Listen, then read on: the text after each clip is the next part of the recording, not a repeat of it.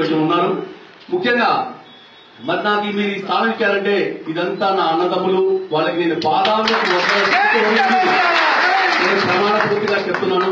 క్రమశిక్షణ గల సైనికుడు లాగా నా కుటుంబం ఇచ్చేటువంటి ఆదేశానుసారం మీ ఆదేశానుసారం నేను ప్రవర్తిస్తానే తప్ప స్వతహాగా ఎటువంటి నిర్ణయాలు తీసుకోనని, మీరు ఏదైతే మంచితనంతో నాకు ఈ యొక్క ఉన్నత స్థానాన్ని కల్పించారో దానికి తలవంపులు లేకుండా మీరు ఇచ్చినటువంటి గైడ్ లైన్స్ లో మీకున్నటువంటి ఇచ్చినటువంటి మార్గదర్శకాలు మేము ముందుకు తీసుకెళ్లి టీఆర్వీకేఎస్ యూనియన్ జనరేటింగ్ స్టేషన్ లో అతి తొందరలో మీరు అవకాశం ఇస్తే మళ్ళీ కేటీపీఎస్ కాంప్లెక్స్ లోనే రాష్ట్ర వ్యాప్తంగా ఉన్నటువంటి మా మిత్రులందరితో ఒక మీటింగ్ తీసుకొచ్చి